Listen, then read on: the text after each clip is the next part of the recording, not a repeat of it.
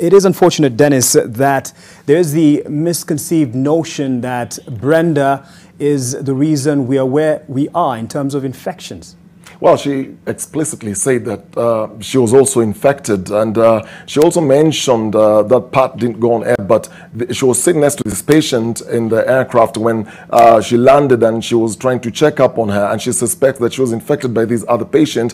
But she also had a chance to party with her friends when she came back into the country, and all the nearly 45 of those contacts who have been tested, it's only Brian actually who ended up testing positive. And when I posed this question to one of our doctors, and they were saying that you don't necessarily have to get into contact with someone who's infected for you to be positive. So it's quite a mystery, this disease, that there's some who she got into contact with, especially a family, and they ended up being testing negative after the whole quarantine. But her story is very, very fascinating. But there is so much to talk about. Also, Brian, who was there, and the president saying that he is going to be meeting them at some point in time, and they were pretty excited about that.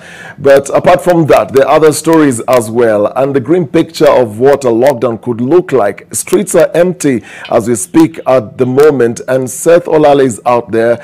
Seth, just tell us, what is it going to look like now? Everyone says we're in a partial lockdown, the streets are empty, we're into the curfew, but what are you getting? It's empty, of course, where you are, but what's the picture going to look like when we anticipate a lockdown?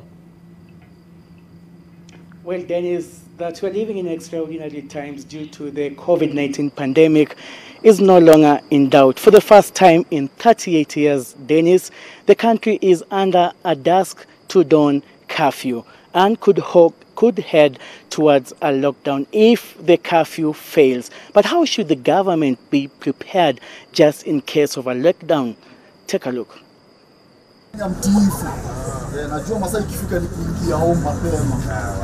Bizi imekuwa tu down sana. Ile mapato tulikuwa tunapata hapo kitambo na saa hizi haziperekani. Tunatoka unapata ile kidogo unaikula hiyo siku. Kabla curfew kulikuwa active. Na tangia gava itangaze history ya curfew, wateja hata kuja kwa soko iko deserted. 40-year-old Pablo Kinanjui is among the last bunch of traders at Kenyatta Market, rushing home to beat the start of the curfew. The idea of invoking that act and the idea of putting the curfew, as it were, is intended to cut the chain link on the disease, because the disease is transferred from person to person. The unceremonial closure of businesses, as witnessed behind me, symbolizes the start of a nationwide curfew that was effected by the head of state. Now, it is for the first time that traders here at Kenyatta Market are witnessing such a scenario that has already impacted their businesses negatively. It just takes Kinanjui 15 minutes to arrive home on foot.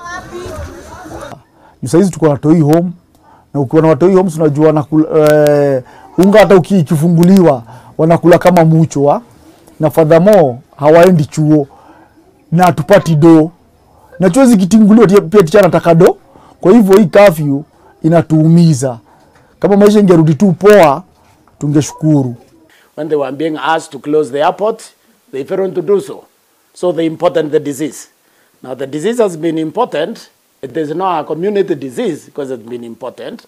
Now what they needed to do was not this curfew. This curfew is ineffective. Go to any town, go to Nakuru here, people are all over. Go to Nairobi, they are all over. People are mixing. What they needed to do was a complete, total 21-day lockdown. Immediately. Today is the 6th day of the countrywide curfew. The government is not helpless in doing that, because we have the chiefs, the chiefs, the nyumba kumi.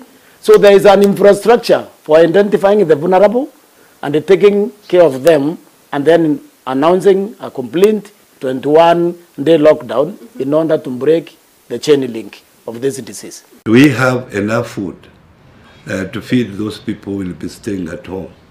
That becomes a big challenge. Can our economy support that?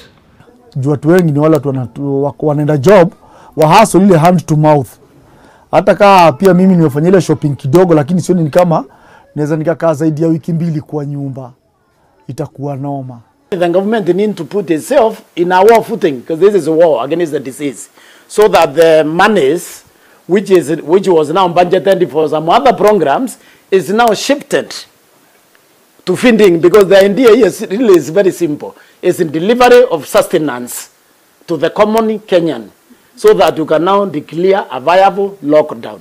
Because the failing to do that is going to create another emergency. The emergency is our health system is already stressed. In normal times, we don't even have it. African countries such as Rwanda and South Africa have already imposed a total lockdown in a bid to prevent further spread of the pandemic. Kenyans should prepare themselves for stiffer measures that the government is going to take, because we cannot, as I said earlier, we cannot behave normally in an abnormal situation. Extraordinary times require extraordinary intervention, and for people like Kinanjui, an extra limitation to his economic lifestyle means that there won't be that extra coin on the table. Worse still is that it may take days, weeks, or even months before normality returns. Seth Olale, NTV.